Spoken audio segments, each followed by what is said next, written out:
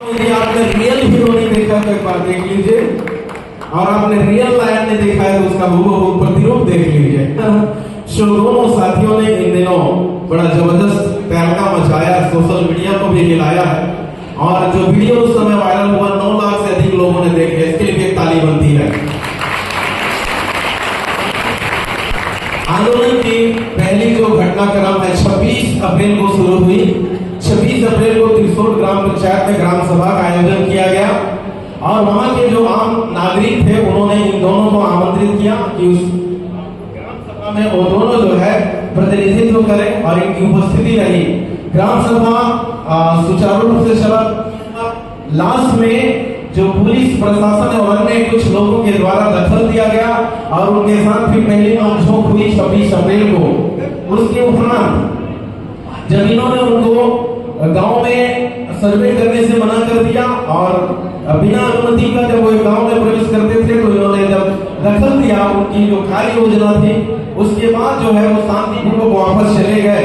परंतु ठीक 3 या 4 दिन बाद 29 अप्रैल को बड़ी बहुत जनबल के साथ उनकी जो फोर्स है, मिलिट्री पावर है, बहुत बड़ी संख्या में त्रिशूल गांव में जो है पुलिस प्रशासन, एसडीएम और अन्य प्रशासनिक जो आमला है उनके द्वारा त्रिशूल गांव में दखल दिया गया।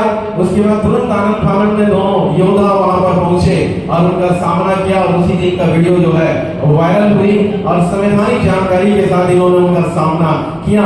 5वीं अनुसूची का उन्होंने हवाला दिया, जो 5th शेड्यूल एरिया में क्या आदिवासियों के अधिकार होते हैं उसका हवाला देकर उनका सामना किया, और हम उसकी उस वीडियो को आपने देखा है। उसके बाद जो है 30 अप्रैल को संभवतः 29 अप्रैल को ही इन पर एफआईआर दर्ज किए गए थे, और 30 अप्रैल को इनको अरेस्ट किया गया, और आनंद फानंद में इनको सीधा जेल, जसपुर जेल ले जाया गया।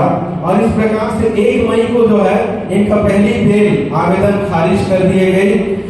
जेएफसी के द्वारा इनकी जो बेल है उसको खारिज कर दिया गया, और 1 मई को ही जिला संगठन के द्वारा, जिला के लोगों के द्वारा एक आंदोलन किया गया, आवेदन दिया गया कि इनको तत्काल रिहा किया जाए।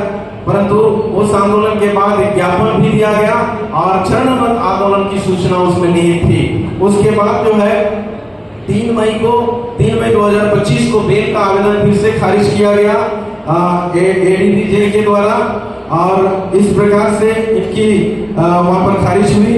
और 3 मई को फिर से आंदोलन हुआ, धरना प्रदर्शन, और जो है वहां पर सभा आयोजन किया गया 3 मई को पत्थल गांव के अंदर, जिसका गवाह मैं भी था। हम लोग इनकी रिहाई की मांग कर रहे थे। उसके बाद में 10 मई को एक बहुत बड़ा लंबा रैली पत्थल गांव के पीटीआई चौक से लेकर के तहसील कार्यालय तक किया गया। मुझे लगता है पत्थल गांव के इतिहास में पहली बार इतनी कड़कड़ी थी धूप में, है ना, 6 से 7 किलोमीटर की दूरी लोगों ने चल करके बहुत बड़ा रैली को वहां पर किया, और इन दोनों हमारे जाबाज योद्धाओं की रिहाई की मांग की गई। हम भी उस भीड़ में थे, हम लोगों को पानी पिला रहे थे, काफी ज्यादा पानी की खपत हुई थी, और जबरदस्त हमने आंदोलन किया, और पत्थल गांव उस आंदोलन से हिली हुई थी। उसके बाद में 7 जुलाई 2025 को इनकी बेल जो है स्वीकृत की गई, और उसके उपरांत 9 जुलाई 2025 को जेल से बाहर हुए, लगभग 68 दिन जेल में रह करके आज हमारे बीच में उपस्थित है। पर जोरदार तालियों के साथ स्वागत करें। और इन दोनों जाबाज योद्धा को हमारे आज के प्रमुख अध्यक्षता कर रहे और माननीय उद्घाटक महोदय, आप दोनों की अगुवाई में हम बड़ा सा गुलदस्ता देकर के उनका सम्मान करेंगे, और साथ ही फूलमाला जी, फूलमाला के द्वारा हम दोनों हमारे जाबाज साथियों का हम सम्मान करना चाहेंगे। एक बार खड़े होकर के इनके सम्मान में ताली बजाएंगे। आपके लिए लड़ने वाला कोई तो तैयार हो गया छत्तीसगढ़ में, और लड़ने की जरूरत नहीं। आज एक नारायण का पैदा हुआ है, एक सुनील कल्पो पैदा हुआ है। आज छत्तीसगढ़ के पूरे आम आवाम को रूप नारायण जैसे और सुनील कल्पो जैसे हिम्मतदार योद्धा बन करके सामना करना होगा।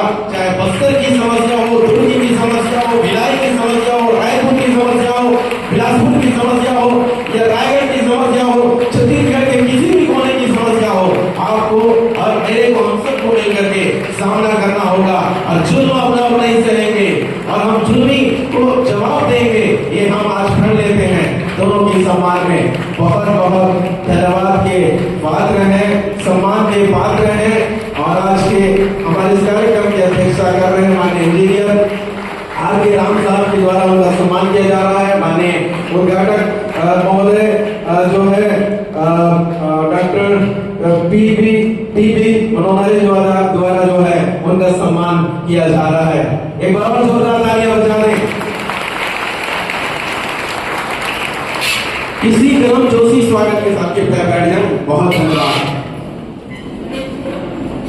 इसी गर्म जोशी स्वागत के और सम्मान के साथ मैं एक वक्ता को अभी समय देना चाहूंगा, दूसरे वक्ता को हम लंच के बाद सुनेंगे। लेकिन मैं अपने समक्ष मान्यवर रूप नारायण साहब उन निवासी योद्धा छत्तीसगढ़ का लायन मैं अपने समक्ष आमंत्रित करता हूँ। योद्धा तारीख के साथ स्वागत है। वो अपनी इतिहास आज बताएं और आज की पर प्रकाश डालें। Show thank you. बहुत बहुत धन्यवाद संचालक महोदय जी। और आज छत्तीसगढ़ में बाम से भारत मुक्ति मोर्चा का 20वां राज्य अधिवेशन हो रहा है। बहुत ही सफलतापूर्वक संपन्न हो रहा है।